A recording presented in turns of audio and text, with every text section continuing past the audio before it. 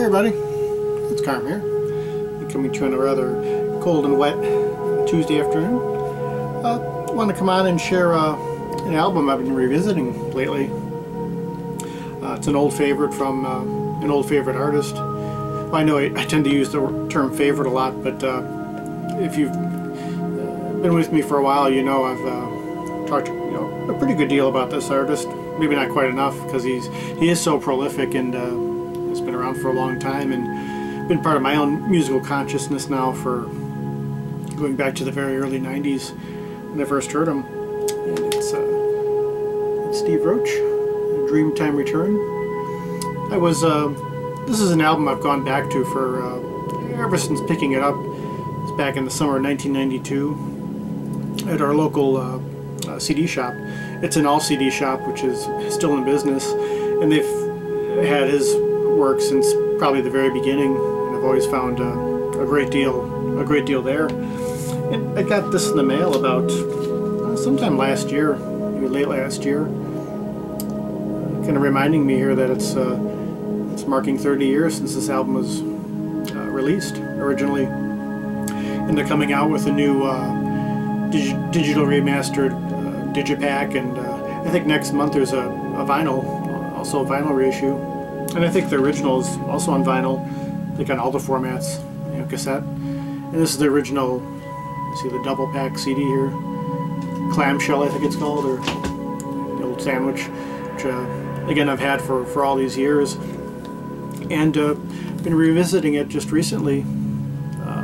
Again, something I come back to regularly, but as always, I think I hear it with fresh ears, even though the initial impressions of this have pretty much stayed the same, all this time later. And just want to come on and share a little bit, talk about what I've, what the albums evoked for me all these years, which pretty much have stayed the same all through. In a way, I guess this is kind of chronicling Steve Roach's own journey from the desert landscapes of California. He comes from originally, now lives in Arizona, but California is his roots. Kind of going from that landscape in California to Australia, the Australian outback, visiting there in the mid-80s, kind of going back and forth and going deeper into it and exploring. I know some of these places remind me of various parts in Arizona I visited over the years, going back to the mid-90s, and talks a little bit about, touches on a little bit of the history and mythology of Aboriginal people, some who he'd come in contact with, and actually some of their songs, their own native music is interspersed here, throughout the album. There's the artist himself, Steve Roach. Contemplation there. Also the photo down of this landscape there, mountain. Photo of the three of them. You have Steve Roach in the middle. There's a fellow in blue, David Stahl, and to Steve's right, Percy Trezise, who was an explorer and ally of their Aboriginal people, and kind of took them around and showed them a lot of various areas, and kind of explored together. And David Stahl is a photographer and filmmaker and documentarian. So this is kind of they're largely in part of this project. And on here, Steve plays analog and digital synthesizers, which he has on a mixture of each on most of his albums, or just about all of them. And Robert Rich is on here playing some percussion. David Hudson on didgeridoo, which this album was really my introduction to the didgeridoo in something of a wider way. And he went on to do his own solo projects, some of which had Steve on as a producer and a collaborator in other ways. You have Aboriginal songmen singing on at least one of the pieces here, and Kevin Braheny, who's another old favorite, playing a wonderful electronic woodwind instrument, or iwi. So basically I just want to share the impressions of the album overall, and kind of going through each of the songs. And my initial impressions really haven't changed after all these years. It's the first time I'd listened to it, you know, pretty late at night in the quiet hours. Although I could listen to it at any time of the day, and still kind of has that effect. But yeah, just kind of going through the journey overall. So it starts off with Towards the Dream. It's kind of a sequencer based with some percussion. It has a sense of you know, kind of taking off. You're on that initial exploration of this new place. You know, there's this feeling of anticipation and excitement, but also kind of ambiguity in the piece. You know, what's going to come next, and you know, what are you going to come across? The next piece, The Continent, has these kind of slow synth washes. You know, again with the ambiguity, but there's a sense of vastness. You're coming across the new land and this new place, and you know, just kind of seeing what's coming on next.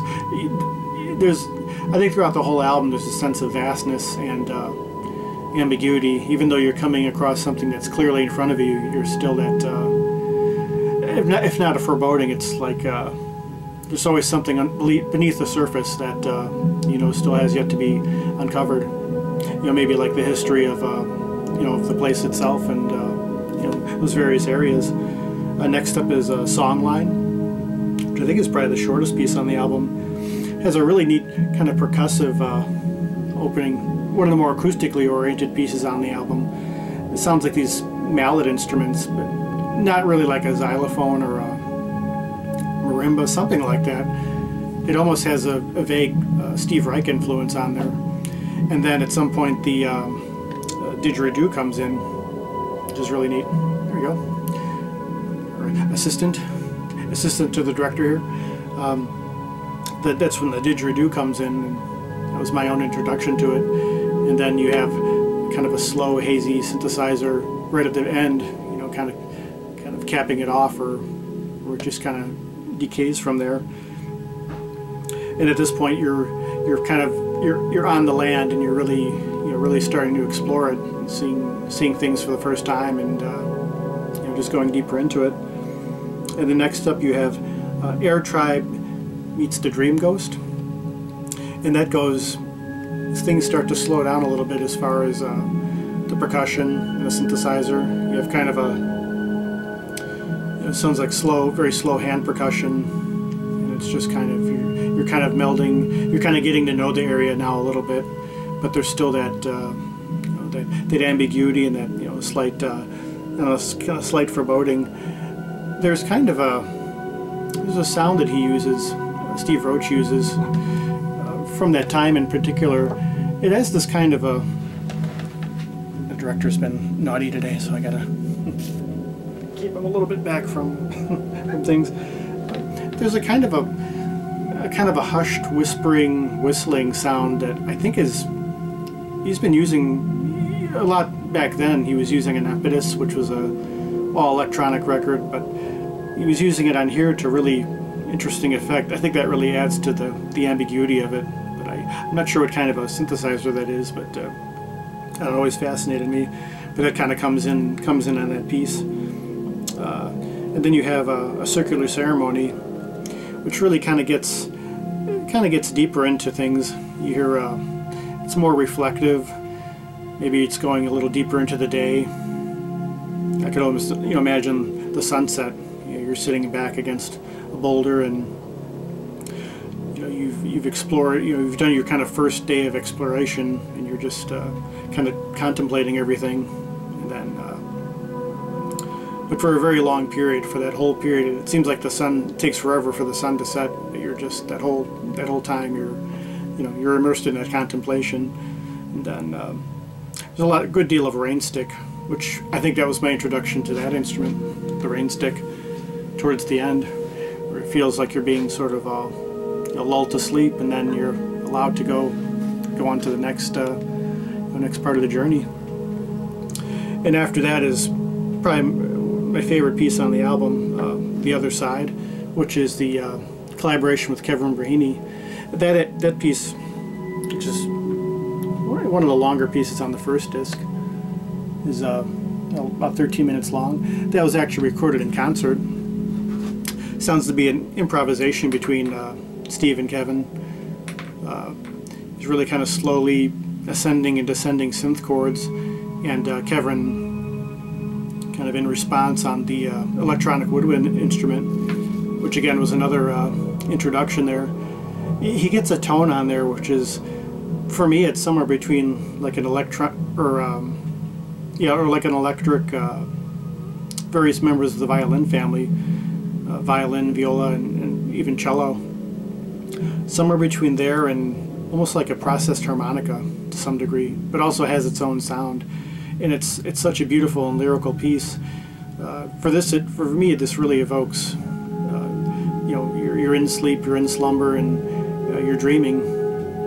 Maybe not of anything in particular, but just having the most pleasant feelings and thoughts from being in this new place, this new landscape, but just feeling very protected in a way. The whole song has that feeling of being, it's kind of a lullaby in a way, but it also has that, you're okay. You're in a safe place, for the time being. Next up, you have Magnificent Gallery, which kind of sounds like it's going further into, further into the dream, further into the night, into the even the darker hours, and still has that sense of ambiguity. And this is where things are very kind of drone based with the synthesizer. You're just kind of going through different shadings. And then there's a Truth in Passing, which is kind of an extension of that, although it almost sounds like a kind of a Harold Budd influence on there. In fact, he's actually cited in the acknowledgments from Steve Roach. So I don't know, maybe he guessed it on there and didn't give him credit, or that was maybe just his influence on Steve. It's just kind of a little piano melody. It sounds like it could have been lifted off of maybe like the Pearl, Bud's collaboration with Brian Eno. It just has kind of an elegy-like quality. So maybe that's a portion of the dream where it gets a little, maybe it gets a little sad, or maybe it's anticipating something. I don't know. These are just the kind of what's come to me, over the years and ever since first hearing it. Just the way it unfolds. And then the final piece on this first disc is Australian Dawn, The Quiet Earth Cries Inside, which you do kind of get a sense of, you're slowly waking up, and you're still, you're really wondering what's happening next. What's there next to anticipate. And now we move on to the second disc, and the first piece is Looking for Safety, just the longest piece on the album, and it's what's playing right now. It's one of my favorite pieces of his in general. You could hear it's very very slow and stately and ambient. For me, I get a sense of a constant shifting of not so much light and dark in a separate way, but kind of like clouds continually crossing the sun, where the light's constantly shifting for an extended period. And at this point, the traveler has woken up, and now they're kind of moving ahead and seeing what's slowly exploring the area in front of them. And then next up you have Through a Strong Eye, which, I don't know, whenever I would hear this, it always seems to me like you're going into a cave of some kind, or maybe or like a canyon, but then you have a cave out in front of you and you're starting to explore it. This is, for me, is one of the darker pieces on the album, which has a sense of you're coming across things that are almost like you shouldn't be seeing them, or you wish you hadn't seen them, like maybe skulls or something, something left behind that does give you start to get a feeling of foreboding, and then you wonder if you should keep going with it.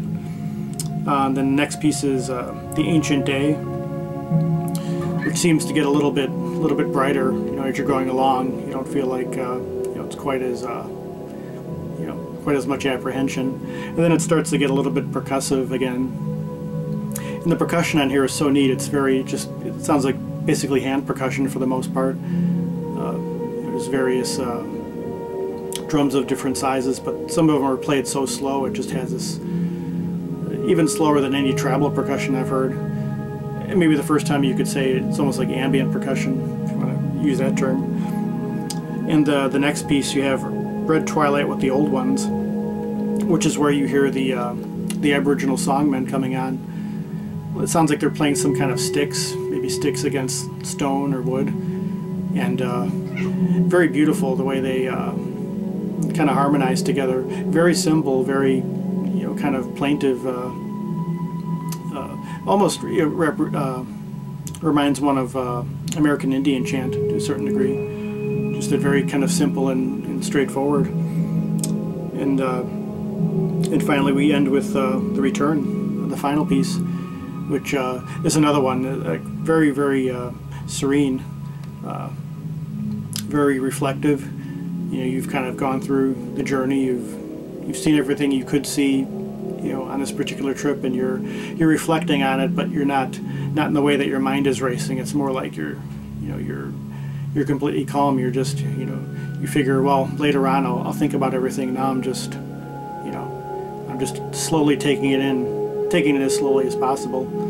And yeah, that's what I get from this album in a nutshell. Although I don't know, I've probably gone on for a while here, but yeah, it's just such a beautiful and evocative album after all these years. And I think for Steve it was kind of a bridge between his earlier pretty much purely electronic stuff, and later on he was doing things that was later referred to as techno-tribal, where he was incorporating more percussion, more ancient instruments, or if not actual, maybe they were fashioned after earlier instruments, a lot more didgeridoo and things.